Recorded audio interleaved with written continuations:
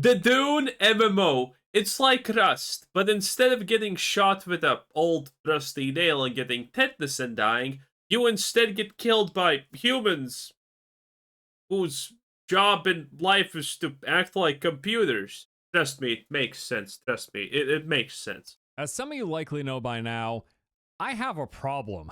I am unreasonably excited for the upcoming open world survival MMO Dune Awakening. Been talking about this game for well over a year now, and as we continue to inch closer to its release, my excitement has just been growing. Yes, I know the game is going to have Nice. issues, chief amongst those being the rather janky looking combat, and what I'm expecting.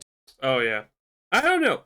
We have checked this out quite a bit previously on this channel, and yes, the combat seems so unappealing. Okay, every time you have to swing a hammer or a sword, vibro sword, I guess, like a dildo, but it vibrates. Trust me, it makes sense. You know, things like that. It just looks painful. The abilities look painful, but the good part, it's just animation, so technically should be easy to fix. Technically, I think.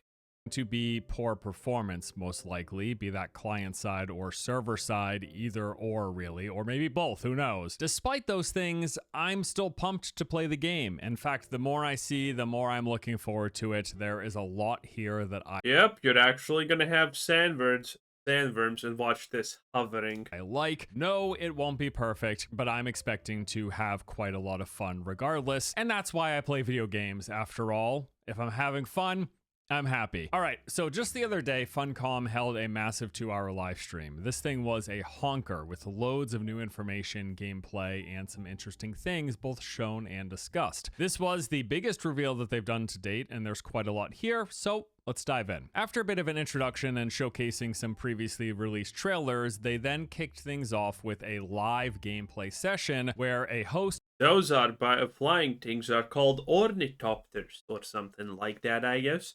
Uh, they don't use typical propellers like other things because reasons. joined by 2 developers, the world director and environmental artist, talked through most of the experience, kind of detailing and sharing some information. Now, one of the first topics that they addressed here was the setting, the fact that this is set in the desert, and how they are managing to try to make that less boring and be more than just like walking through vast swaths of sand and trying. Sandworms! That's how you do it. That's how you do it.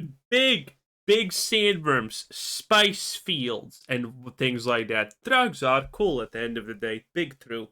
To keep exploration interesting. So the main takeaway here is they really focus on verticality as well as having lots of interesting vistas and points of interest, and that is in addition to having different varied areas, namely the testing stations and other points of interest that are going to help mix up the visual variety as well. We're going to see some more examples of that shortly here. While exploring, they pointed out that while you scout with binoculars, it's actually going to automatically add any points of interest that you scan right onto your map as well as onto the compass at the top of the UI. Plus, they mentioned the fact that you can place down your own custom markers. If you happen to come across, say, like a hidden treasure chest, you can mark it there for future reference as well. Now, next, they walked up to a trading post, the one that they previously scouted out. Now, we have seen these trading posts in prior gameplay reveals. They are relatively small locations in which you're going to find various NPCs you can buy and sell things from. You can pick up new quests. Looks good. Looks good. Specifically, these are called contracts, and they function sort of like area bounties or quest within a region where you have to complete some objective nearby and you're given rewards. We were also shown these Ornithopter pilots. These are used for fast traveling between trading posts that you've previously unlocked in a region, and it's going to be a way to access one of the 2 game's major cities. And you're also going to tend to see other players here as well because there's going to be people concentrating in this area to pick up contracts, to trade with NPCs, or to go to those Ornithopter pilots. Now, at the same time that they arrived at this trading, This has so much potential, and one of the key things to remember about this Dune game is the fact that it's actually made by a guy who likes Dune. Yes, this is not a Hollywood. We're gonna hire you if you have not read the source material and are gonna ignore it. No. This is the opposite. This is someone who is trying to make things faithful to the Dune universe, which is amazing because Dune universe is really cool with stuff. Okay, It's gonna be great. Post, one of those dynamic sandstorms were rolling in, and this was really cool because you could see it coming in from the distance, and then as it approached, the doors to the trading post actually started slowly physically closing in order to protect the players inside from the bypassing storm, because if you are stuck out in the storm, it is going to kill you. So it's something you actually have to physically take shelter from. Now, I will note that the storm blew over fairly quickly as the doors opened again about like 1 minute later. Ever since they first revealed these storms, I thought it was a pretty neat system, and it's cool to see like the world reacting to it. The fact that it is a neat system, because you know what I actually want in this game? I want the environment to be dangerous. And I'm just not talking about a worm or something like that. I want you to be like, okay, let's go there, but oh, if a storm comes, we're dead. So kind of need to actually not be an idiot about things and, conserve a little bit and think ahead, not just randomly run somewhere. I really want that. doors physically close shut to protect you inside, or if you have your own base set up, those bases are shielded, so being inside those will protect you from the storm as well. Or you can even like enter cave systems or subterranean layers. That will be other ways for you to get out of a storm so you don't die as a result. So once the storm passed, they then left the trading post and walked to the player's base, which was right nearby. And in here we see various crafting and refining stations, along with some item storage containers and some decorations all about. If Rust was a success, this is also gonna be a success. Again, I think this is gonna be huge. If no catastrophe happens, this is gonna be a very, very big hit of a game. In here, they converted some of the blood that they'd collected into water. Again, this is part of the hydration system. You've got to stay hydrated as one of your survival mechanics. And after that was done, they then hopped onto the back of a sand bike. So the sand bike is basically going to be your first early game vehicle. It's going to be one of the first things you can craft, and it lets you quickly traverse the sands to cover larger distances that you wouldn't be able to otherwise do on foot, because the sandworm would appear and kill you before you can make it across. So the sand bike is a key component to part of like sort of the progression through the first zone of Haga Basin. So they rode the bike to a nearby NPC called Derek Tsinara. This is a planetologist, and it's one of the NPCs in the game that actually unlocks additional skill trees, although I'm not sure which skill tree it unlocks. Maybe there's a planetology skill tree, I don't know. But basically this plays into the class system. Yeah, there are classes in this game, and one of them is a Mentat, which when this first came out, I was laughing. Okay, so what the fuck are you gonna do as a Mentat? You're gonna have the ability to do equations in your head? Okay. So the way it works is when you start the game, you're going to pick a class for your character. The 4 initial options being Swordmaster, Bene Gesserit, Trooper, and Mentat. And then that chosen class is going to... Bene Gesserit, boys! I mean, how would you not pick Bene Gesserit if you can, right? Determine the skill tree you begin with, as well as what active skills you initially unlock. However, as you play through the game, you can unlock any and all of the additional skill trees in the game. Although you can only have 2 active skills at a time, you'll be getting passive boost in those trees, as well as just the ability to swap which active skills you want based on the things that you've unlocked. And you do that... Oh, wait, the combat looks a lot better than last time. The last time we checked up on this was... oh no, 2 months ago or something like that? And then the combat looked way, way worse than this, boys. So this is already an improvement. Still not perfect already, I can tell. A little bit less of a oomph, you know? But that's not hard to add. Again, whenever I talk badly about combat looking bad, it's usually easy to fix if it's just like an animation. Because it's just an animation, right? It's not like Last Epoch where, you need to remake baseline models and interactions. As well as just the ability to swap which active skills you want based on the things that you've unlocked. And you do that by basically completing quest chains for NPCs like the one that they're visiting here, this planetologist Derek. So after visiting that NPC, they then jumped onto their sand bike and headed out again, crossing over this large expanse of sand. While doing so, we actually see one of those security drop ships off in the background. These are the ones that scan the surface of the planet side at night. And they mentioned here that if one of these spots you with their massive lights, it's actually going to temporarily stun you if you get spotted, and then they send in these mercenary troops to attack you. So I didn't realize in the past that it's actually I did not know it stuns you. Form of CC as well if you get spotted by one of those lights. So that was just a neat additional detail. They continue to drive on the sands until eventually a worm emerges. Now this is going to happen anytime you spend too much time in these open sandy areas. God, it looks so good though. There's a vibration meter that tells you how much of a disturbance you've made. If you make enough, eventually the worm is going to emerge and start chasing you. I honestly don't think you should have a meter or something like that. I think I think a lot of these games are better. I mean, this game is supposed to put a pretty big emphasis on the harshness of the world, survival, and things like that, right? So, I don't know. I kind of like it when you don't have these things. I kind of like it a little bit more because it just makes it a little bit more immersive. Like, you need to learn to manage these things. It's not given to you. Learning to managing things is a great reward. I like it. I like being rewarded when I do something good. Not just being given it like, I don't know, this is Diablo fucking 4, you know? And when they arrive, you have to get off the sands, because if they chase you and catch up to you, they will kill you. What you have to do is just look for any of these nearby rocky formations. Basically, if you see rocks, head to the rocks, because the worms can't go to that rocky ground. They can only move amongst the actual soft sand. So they drive for a little while longer until they eventually arrive at one of the major points of interest within Haga Basin, called the Western Vermilius Gap. Now, after getting off the bike, we actually see the player swap out their skills. They exchange the Shigawire cable, like the grapple hook, for the compel ability, which pulls distant targeted enemies towards you. And then they swap out their charge sprint ability for Sentinel, which is just a turret you place on the ground that does ranged attacks. After this point, the player Who wants... You know what? This is really cool. And you know what I really want when it comes to games like this? And probably a lot of you also want that.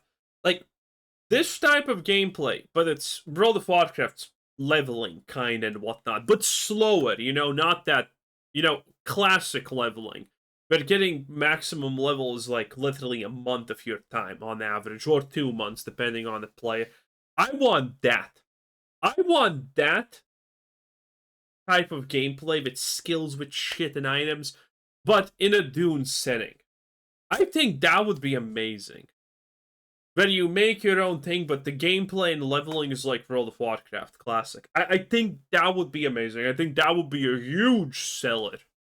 Begins scouting out the enemy camp, and here the hosts discuss the fact that they're going to be different camps that have different themes as well as visuals based on the faction of NPCs that inhabit that area. Now, I believe this particular point of interest that they've arrived at is a scavenger base, although I'm not certain. And then finally, after this, we get a look at some combat. The player approaches the enemy base, engages with some enemies using their 2 new abilities, the ranged pull as well as the turret, shooting and doing some melee attacks. And hey, you know what? Combat still looks rough. There's no denying that. This is 100 trillion times better than what we saw like 2 months ago. This is already I'm fine with this, honestly. It doesn't look the best, but it does not look the worst. I'm fine with this. The animations are, you know, make the blood splatting a little bit better, but keep the blood splatting, obviously. Quite stiff here. It doesn't really look like it's much improved since the last time we saw it. As I've mentioned in the past, though, stiff and janky animations are pretty par for the course in most every survival game I've ever played, and it hasn't stopped me in the past from enjoying this genre. In fact, survival is one of my favorite genres next to MMOs, in spite of its shortcomings. But yeah, I mean, I can't deny the combat here doesn't look great, that is for sure. I'm hoping it's still fun to play, as I have had loads of fun playing other survival games with janky combat, so I'm hoping that... So, one of the thing in Dune is that everyone has these vibro shields, and you can't really shoot anyone with them because it doesn't work. It stops anything that moves fast. So you need to like kill them slowly and whatnot. So that is a little thing. But in this game, obviously, the shields just work like shields, it looks like.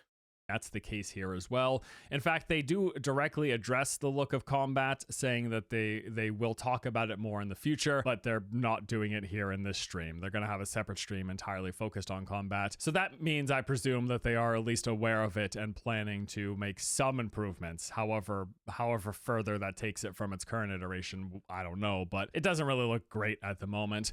Yeah, I mean, so this is something I talk about. I never have heard anyone else talk about, but my big first impression, make or break for any game almost, where you can see your character, is baseline animations. If running looks awkward and bad, the game's gonna flop. And in my experience, I have been always right on the money. You know, every game that has succeeded, you have basic animations like running, attacking, that look decent. You know? Maybe they don't look perfect. Maybe they feel a little bit janky, but they feel good. And I'm talking about old school RuneScape. It's just a basic attack, but you're like, yeah, that seems fine. It's nothing special, but I don't feel bad when I see it, you know? And Dune no longer looks bad. Previously, it looked bad. Now it's acceptable. This is a big thing that I said about Ashes of Creation. That if Ashes of Creation launches where people run like this and hold a giant hammer in one hand, and this is all that they do while running, and that's gay and stupid. The game is gonna flop. It didn't launch like that, and that is a big thing about Last Epoch that I have said. I have said so many people quit Last Epoch because the initial experience is great, but the initial animations are not great. Like, you're playing an Necromancer, your first spell, blood rip, is like, and a little bit of blood squirts out of your enemy, you barely see it. And you need to do that like 5 times to kill a basic enemy. That's horrible. I always said that Last Epoch has suffered tremendously from that, and I think World of Warcraft had won extremely big. Because World of Warcraft's animations are nothing special, but they feel good. They feel okay. That aside, I gotta say though, this clearing enemy camps is one of my favorite things in these kinds of games. I just love it. Going in, killing all the enemies, opening the chest, collecting the treasures inside. This looks fun to me, especially in this massive open world with other players running around and you being able to do this stuff with your friends. It looks great. I can't wait to do it. The look of the combat aside. They also mention here that there's a lot of hidden areas all throughout the game, and we actually see an example of one of these with the player smashing through this barrier and revealing on the other side a cave with enemies and loot inside. Love it. Love to see it. Hope there's lots of this. Upon exiting the cave, the player does some harvesting. Now, we've seen this quite a bit in the past, but TLDR is you use a scanner and it reveals a weak points along the object, which you then have to physically trace the line. Well, you don't have to, but doing so gives you bonus resources, so it's highly encouraged, basically. And then just around the corner from this area, one of the worst thing about survival games for a very, very long time was repetitive resource gathering. Go to a tree, chop it down, that's it. Go and mine something. Unless the animation and the sound effect is really good, like, for example, New Earth. New Earth is a New World, I'm sorry, New World. New World is a complete shit tier game, but it does have the most absolute orgasmic collecting animations and sounds I have seen in pretty much any game, honestly.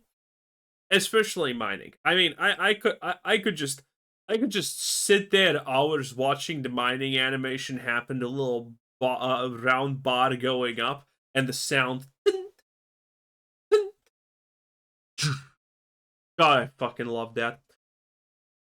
And for survival games, that was a big letdown because none of them had. They just had basic chop, and then they added these mini games. You wanna fill a tree? Well, there's an X mod kit. Hit that, and you get more resources and chop it faster. Modern survival games without mini games and resource gathering are gonna fucking fail.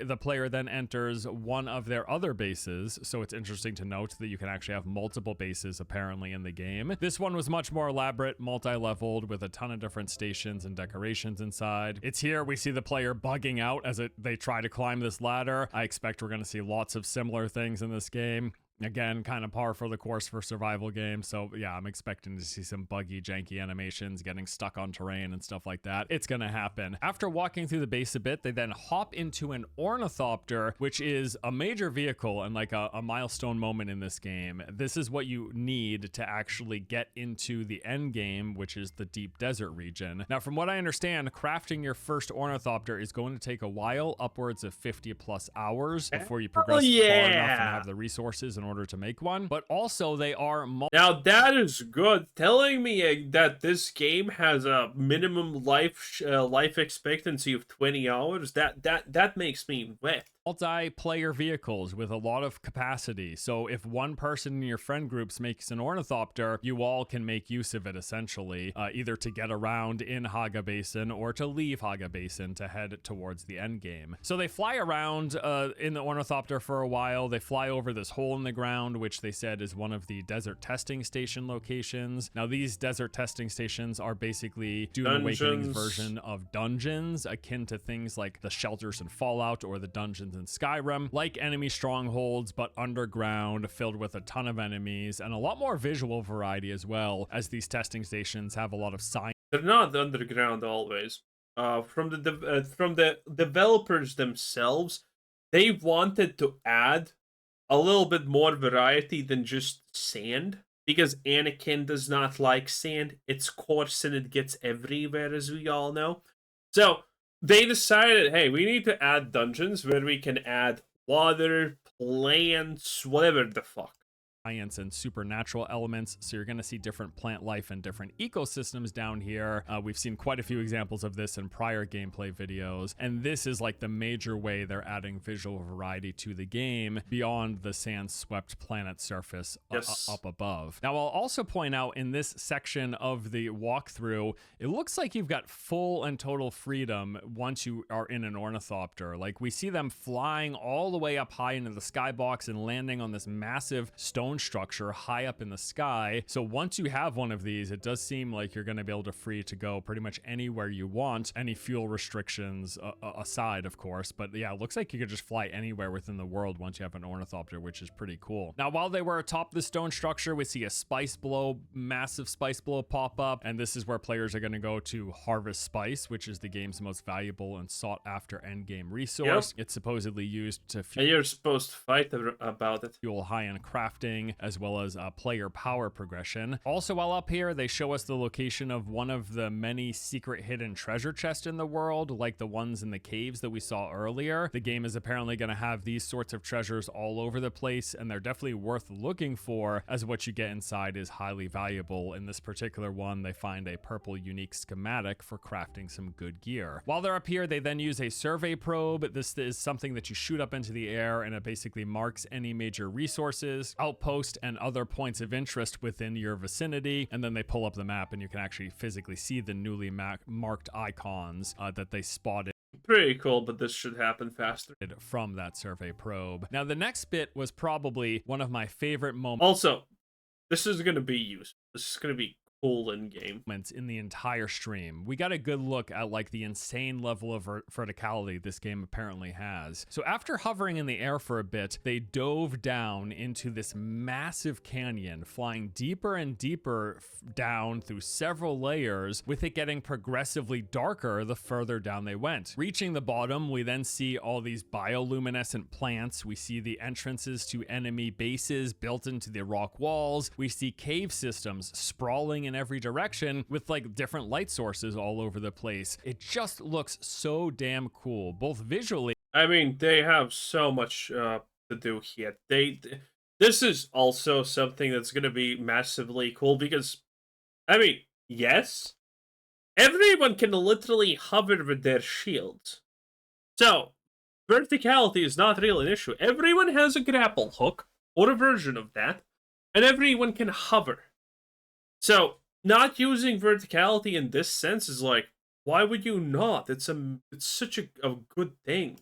but also just from the perspective of exploration. Like, I can imagine coming here on foot and then traversing down with how big this thing is, fighting enemies in between and searching for chests and finding different resources. Like, the whole thing seems like it could be a ton of fun and just add some interesting immersion and exploration stuff. Like, I love this stuff. I think this looks awesome. After spending a little time in the canyon, they then leave and fly to a nearby shipwreck. And this is, as it sounds, the remains of a large crashed ship. They are similar to things like enemy strongholds in that you're going to have to fight back groups of PvE enemies, clearing the area and then collecting any loot that you find. But also they told us that every shipwreck in the game is a PvP area as well. So other players who are here can freely attack you. Now, this is going to be a trade-off for the fact that these areas have highly valuable loot found within them. And personally, I'm a big fan of these sort of mechanics and these kinds of spaces in MMOs, having these particular zones or points of interest that are PvP flagged within a vicinity. I just think it adds an extra layer of tension to exploring this and just to the entire world that I really enjoy. So can't wait to experience this. They also mention here as well that the different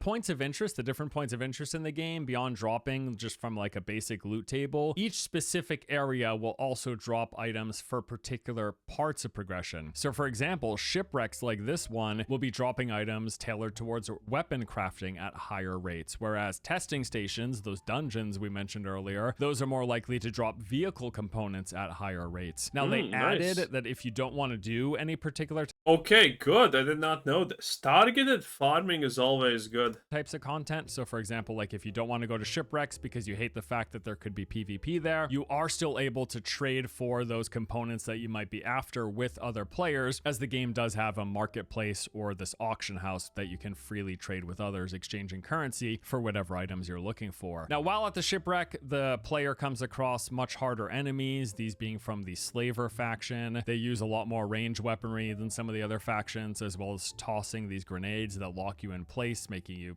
exposing you to their fire, basically. It's here that he fights a couple of heavies as well, which are basically like elites in the game. They've got more health and deal more damage than the normal variants. These particular ones wielding this LMG type weapon, and they also have this AoE pushback that stuns players if they get too close. After clearing a few enemies and collecting some loot, they then jump back in the Ornithopter and leave Haga Basin, heading into the... Okay, listen. One thing that they're not gonna keep about this game when it launches is stuns from enemies, okay? No one wants to fucking deal with stuns in games from NPCs. No one. It is just bad gameplay design. Well, it's not necessarily bad, but it is annoying. Everyone's gonna get annoyed. Everyone's gonna hate that. Overland map, and this is the first time we actually see that transition as to how it works. You basically fly towards the edge of the map, the barrier, the exterior of Haga Basin, and you just load into this top-down overhead map. And this is how you head to the other, quote, maps or the other zones that are in the game. So as of now, there are 4 of these. It's Haga Basin, which is the starting area that's said to be roughly 80 to 100 hours worth of content, apparently. Nice. After that, the second actual playable zone is the Deep Desert, which is much larger than Haga Basin, about 9 times its size. This is where the endgame PvP and spice harvesting happens. And then finally, there are the major cities for the game's 2 main factions. This is Harko City and Arakin City. And this is where you engage with the faction system, as well as having trade NPCs, seeing other players, having the auction house, etc. Now, they're going to be adding more maps or zones in the future,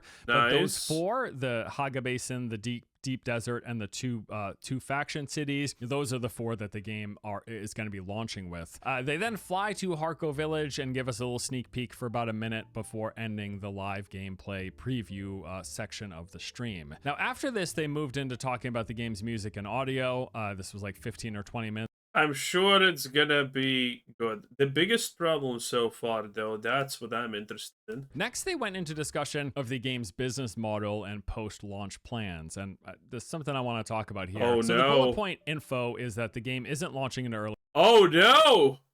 Standard edition base game, Terrarium of Sunset Die Global. What the fuck is this? Deluxe edition. Oh no! Can't start play. Oh no!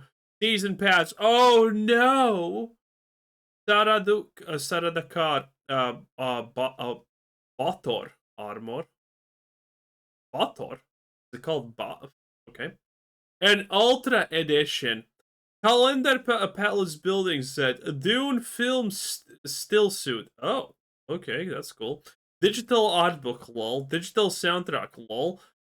Blue Dash Ornithopter watch. Oh, this is probably just how they call the uh skins. Dusk Raider. Okay, Early access. I've seen bro, this is so sad. a lot of confusion about this. I think that's why they brought it up, because it seems like people were confused. It's a full-on release, not an early access release. They said there's going to be no monthly subscription. It's just one box price up front. They are planning to have regular free updates that include new content, areas, features, and quality of life improvements. And they will also be selling, quote, optional DLCs, although they gave exactly zero clarity as to exactly what will be included in those. We'll have to wait and see. If I were to guess, it's going to be similar to what they do in their prior survival game, Conan Exiles. I would expect pretty much exactly what they do there. They're going to be selling seasonal passes. This is going to be specifically giving you access to several of the DLCs at a single purchase price, or you can pay for these DLCs as standalone one-off purchases. Now, one big thing though is some of the editions of the game that they're selling are going to include a 5-day head start beginning on May the 15th. Now, of this, Joel said, sure, this allows people to get in the game early, but it also helps us to make sure we can balance the server load as people come into the game for launch for the Bullshit, that's just a lot of extra money. best possible experience. And players who want the fresh start experience will be able to play on new servers, which will launch when the game launches on the 20th of May. And while I appreciate him saying this, what this obviously neglects, though, discussing is the entire endgame and the deep desert, which isn't separate. This is where all the late game progression happens, and this is where the large scale PvP is going to take place. And from what they have said on several occasions, this is a single server for all intents and purposes. It is one massive play space that everybody shares. There is no phasing, there is no picking from a list of different server instances, nothing. Wait, what?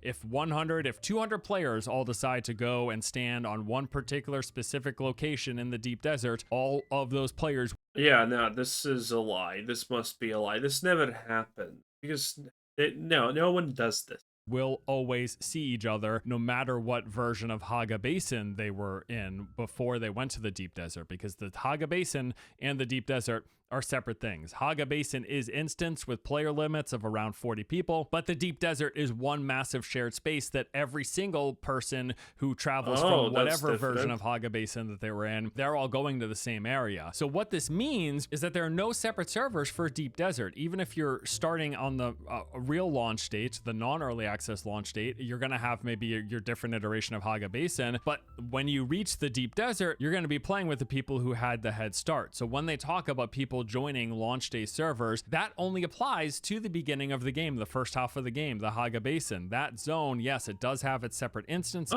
This was old gameplay footage. But when people eventually leave Haga Basin, when they make their Ornithopter, that's not too much of an appealing guess, I would say. And they head out into the deep desert, everyone's going to the same play space. So that said, players who get a 5-day head start are going to have a huge advantage in the fact that they're going to be reaching the deep desert quicker, they're going to be gearing up faster, they're going to be getting to higher levels, and they're going to be getting those end game vehicles, which all gives them power for fighting over harvesting spice, which is what everyone else is going to be competing over. We're going to be competing in the same region over the same spice blows, and that spice is like that's the ultimate end game currency that everyone's going to be fighting for. Spice is what decent hits you are after, and it plays directly into character power progression, which means that the players who start 5 days later and they eventually reach the deep desert, they're going to be at a big disadvantage. They're going to be way behind, and that could be a total mess. That is, unless everything that they've said before isn't true and there are separate servers for the deep desert. I think it's gonna happen. There's no way. No one keeps these promises.